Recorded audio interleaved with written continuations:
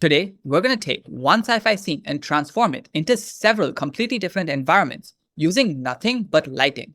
By the end, you'll know exactly how to choose lighting so that it matches whatever mood you're actually aiming for. Many artists struggle with deciding which lights they should use for their final render, so today we're going to demystify that practically by using one single example. To start off, we've already created an entire sci-fi scene that we have ready for rendering. However, it's currently being lit using 6 different light controlling objects, of which 5 of them are actually emitting light in some form or the other. And of course, the entire world is being lit by a single white backlight. We've kept it such that all of the other lights are also white as of now, just so that we have a base starting point for creating the actual renders. Now, this by itself is not necessarily bad lighting, because the white lights are actually causing the entire scene to feel desaturated. And desaturated actually shows some sort of a bleak feeling or more of a dead dystopian future kind of situation. So if that's the feeling you're going for, then this render is perfectly ready to already achieve what you want to actually portray. However, let's say instead of being a dystopian future, we actually wanted it to be a sci-fi future that isn't necessarily dying or dead. So the way we do that is by reducing this desaturated look. And we can do that by simply adding colors to the main light source, which is the world. So instead of having it as a white, let's go ahead and just give it a bluish tint. That by itself makes it feel a lot colder, but not as dead as it was before. However, this also makes it a very flat lighting all over, which isn't necessarily something that people want. So to add in a lot of realism, you can take any outdoor HDRI, which you can get from places like Polyhaven or BlenderKit, and simply plug that into the background color. Now this will instantly give you better lighting with realistic colors, but it also makes a lot of things feel off about this environment. And the first thing is that if all of this light is actually coming down and making everything bluish, why is there a white light coming from the bottom of the scene that creates this particular fog? So the first thing that we'd have to change is that particular light. And right now the fog is actually lit using one single plane over here, which we're calling the bottom light plane.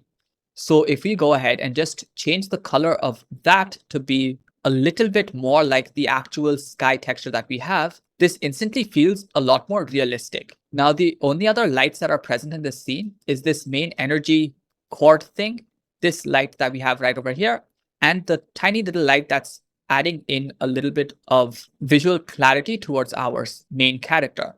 So let's go ahead and just change those to also match up with this particular scene. So we can just select the energy cord and make that a complete blue first. And then we can go ahead and change this main building light, which is present on our side building. So since that is actually coming from a texture already, we can go ahead and just add in a hue saturation value node before the color and play around with this to make it match. So we can just increase the saturation all the way to 1 or 2 and increase the hue to ensure that it matches with the rest of the blues in our scene. And then finally, we have our character building lights, and we're going to go ahead and just make that bluish as well. Again, it doesn't always have to be completely saturated. You can use a fairly desaturated color as well, just to make everything feel like it's a part of the same environment. Now, even though we have our world texture set to a brightness value of 5, the entire scene still feels a little bit dark, and that's because of the clouds. So that's why even though the clouds aren't technically emitting light, we have them in our light controlling objects because they determine the entire feeling of how much light is actually entering the scene. So if we go over to the object and now change this absorption color from black to white, you can see how this instantly feels like a brighter day and far less dystopian than it was feeling before. Since we're on the topic of these particular clouds, it's also useful to note that in case you feel like they're not doing much, if you were to actually just remove the clouds by changing the density down to 0, you'll notice that even though previously it was feeling like it wasn't making much of a change, it does add quite a bit of grain to the image. So all of these fine details in these sections are actually not visible when you have the density of the clouds up. So that also adds a lot of depth to the scene. They feel like these objects are a lot further into the distance because those details are slowly covered up by the fog. So the visibility seems to reduce. So that's why if you want to make this feel like, yeah, it is a very large scene, you can go ahead and keep these clouds with this absorption color all the way to white so that they're barely noticeable as clouds, but still help sell the depth feeling of your scene. But a nice, clear, bright, sunny day can also work completely well without the clouds at all, just like this. Now, this might work well for a daytime scene, but before we shift to the nighttime scene, just to showcase another very useful hack and also how lighting can control emotion is what if you wanted to add mystery to this particular scene? To get that mysterious feeling with a little feeling of dread or despair, instead of having the bottom light plane be a positive strength value, you can actually change this to a value of something like -10, and instantly it starts absorbing light from the scene. And now you see this particular section becomes even darker than had there not been any emission. And it feels a lot more mysterious, but in a more dreadful manner. So sometimes, based on what emotion you actually want to portray, you might want to use negative values of this strength as well. So if you actually complement that with the clouds being present and also fairly dark, you still get a daytime scene, but it feels a lot more dark and mysterious. But now let's say instead of having this as a daytime scene, you wanted to have this more or less as a nighttime scene. Most people would think that you can just go over to the world and change the strength down to 0 and you should be done. However, as you see, that instantly removes literally any detail that we have. If we go over to the bottom light plane and just change this back up to 50, even though we get back a lot of the details, you see all of the details up here in this corner, they're all completely missing. And to add those back, you could go ahead and add more lights the same way we had these character building lights just for that.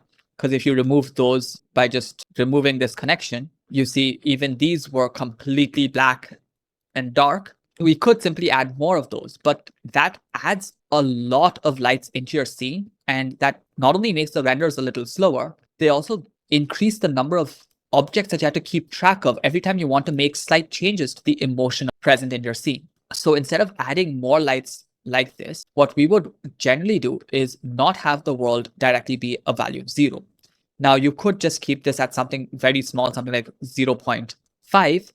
But since we're currently using an HDRI, the clouds are still white on top, which makes it seem like there's some sort of sunlight coming in, which could work as moonlight, in which case you could just reduce the strength a little bit more and call it moonlight that's lighting up the clouds. But in case you don't want to do that, you can always just remove the background and just use a single color itself while keeping it fairly dark and fairly saturated. So just by increasing the saturation of the background while reducing the strength, you're still able to get some details back into all these structures and make it feel a lot more like it's nighttime. And when it's nighttime, because we added in the saturation to the sky as well, we can go over to our bottom light plane and add in saturation to that as well. So let's go ahead and just increase the saturation. And that feels good, but it still doesn't feel like night. And the main reason why it does not feel like night is because literally no other lights are on. So if you want to give it a real nighttime feeling, you can go ahead and add in lights to the main buildings that are present. So let's just select this main building. And you see, I've already set up this little node graph with a Voronoi texture and some noise textures to hide a few of the Voronoi texture sections. And if we were to just go ahead and plug this into the strength and give it the same color that we have everything else at, it makes it feel like a few lights have been switched on, which also helps sell the fact that it's actually night.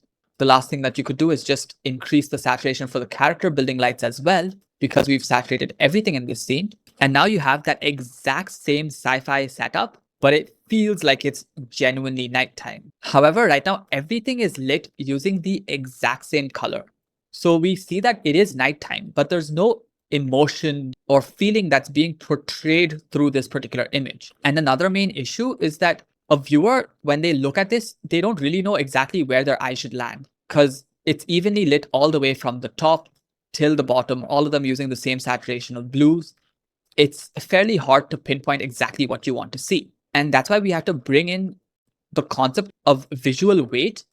And you can actually check out this particular video that gives you a detailed description of how you can use visual weight to your advantage to guide the viewer's eyes to exactly what you want them to see. So in my case, I think the main focal point of this render is not necessarily the person, but it's this particular energy cord thing that I've created. So let's go ahead and change the color of that from this cold blue to the exact opposite contrasting color. So let's go over to the orange, and instantly that warm orange brings in contrast and it attracts the viewer's eyes to be looking right there, right off the bat. However, this now feels very disbalanced because the weight is higher on top and it just doesn't feel balanced. So to improve balance, you can go ahead and just change this character building lights from blue to orange as well.